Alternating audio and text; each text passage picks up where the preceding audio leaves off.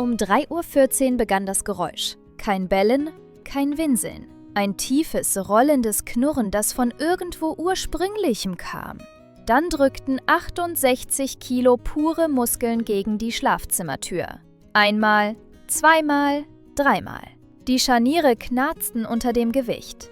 Der 7-jährige Ethan schlief.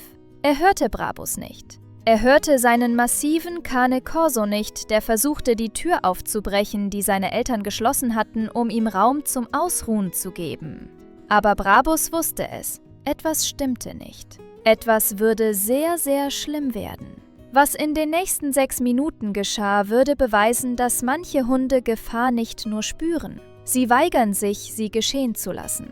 Und Brabus, der 68 Kilo schwere Cane Corso, von dem das Tierheim sagte, er sei zu aggressiv und ungeeignet für Familien, würde der Familie Müller zeigen, was echter Schutz bedeutet. Das ist Brabus. Und das ist die Nacht, in der er Ethans Leben rettete, indem er das Einzige tat, was seine Eltern ihm verboten hatten: eine verschlossene Tür aufbrechen. Vor 4 Monaten adoptierte die Familie Müller Brabus aus einer Rettungsstation in München. Er war 3 Jahre alt, massig, selbst für einen Cane Corso, mit Narben im Gesicht und einer Vergangenheit, die niemand vollständig zusammensetzen konnte. Er wurde für persönlichen Schutz ausgebildet, sagte die Tierheim-Mitarbeiterin. Sein Besitzer wurde verhaftet. Brabus wurde beschlagnahmt. Er ist loyal, aber intensiv. Sind Sie sicher, dass Sie ihn um ein Kind haben wollen? Sabine Müller schaute ihren Mann Thomas an, dann ihren 7-jährigen Sohn Ethan, bei dem vor 6 Monaten Epilepsie diagnostiziert worden war. Die Anfälle waren unvorhersehbar, die Medikamente wirkten noch nicht und Ethan hatte Angst, allein zu schlafen. Vielleicht braucht er jemanden, der ihn braucht, sagte Sabine leise. Aber Ethan hatte schon entschieden. Er ging zu Brabus Zwinger und sagte: »Du siehst stark aus. Ich brauche jemanden Starken. Mein Gehirn macht manchmal komische Sachen und das macht mir Angst. Kannst du helfen?« Brabus' massiver Kopf senkte sich. Sein Schwanz fiel leicht. Dann drückte er seinen ganzen Körper gegen die Zwingerwand, so nah an Ethan wie möglich, und blieb völlig still.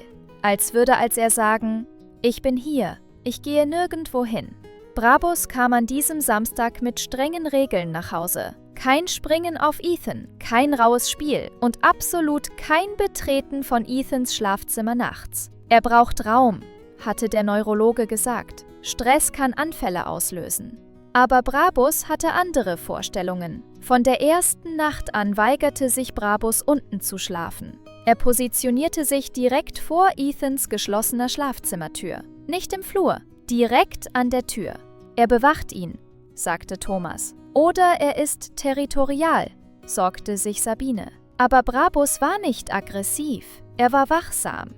Jede Nacht um 23:30 Uhr stand Brabus auf, ging den Umfang des oberen Flurs ab, dann kehrte er zu seinem Posten zurück. Um 2 Uhr wieder, um 3 Uhr wieder, wie ein Uhrwerk. Könnte Angst sein, vermutete der Tierarzt. Manche Hunde mit Schutztraining entspannen sich nie vollständig. Aber es war keine Angst, es war Protokoll. Brabus überprüfte auf Bedrohungen. Und die größte Bedrohung war in Ethans eigenem Körper. Woche 3 brachte das Muster, das jeder übersah.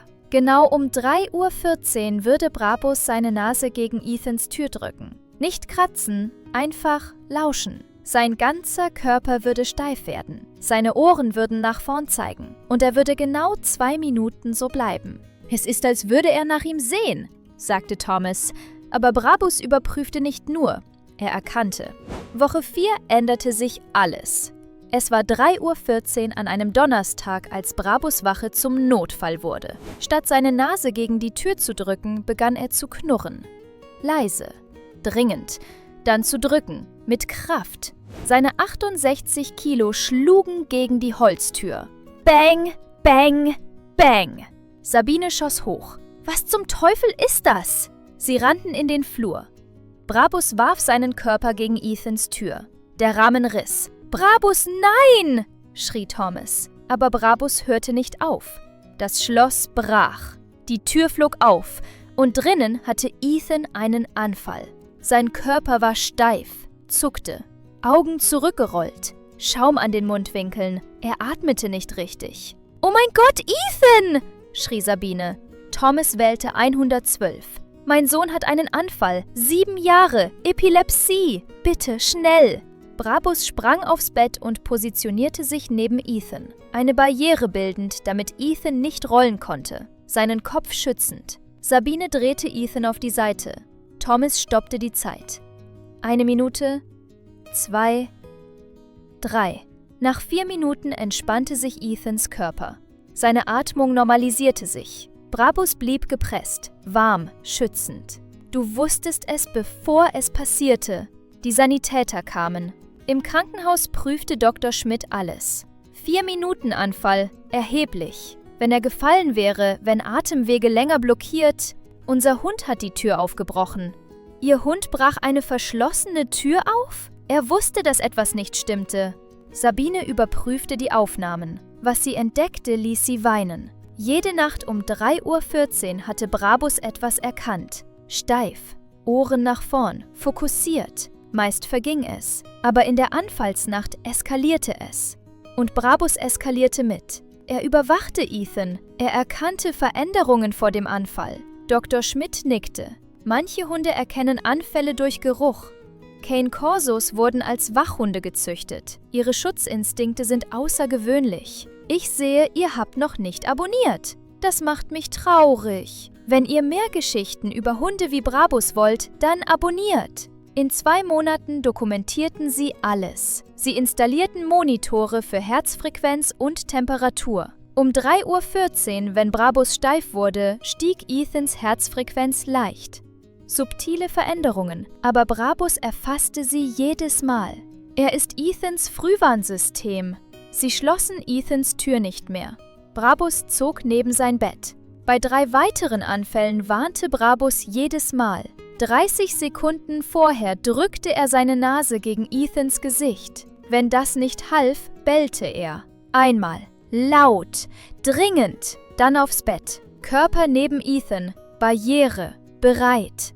6 Monate später fand der Neurologe die richtige Medikation. Anfälle wurden selten. Aber Brabus hörte nie auf mit seinen 3:14 Uhr Kontrollen. Eines Abends flüsterte Ethan, die Kinder sagen, du siehst gruselig aus, aber du bist mein Held. Brabus wedelte, leckte sein Gesicht, nahm seine Position ein. Sabine und Thomas denken oft an die Warnung.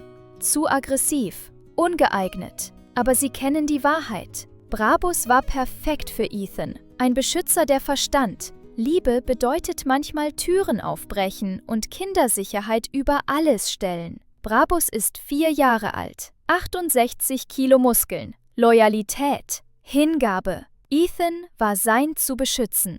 Nichts würde ihn abhalten. Die Frage, können Hunde Anfälle vorhersagen? Oder lieben sie so heftig, dass sie sehen, was wir übersehen? Teilt eure Gedanken.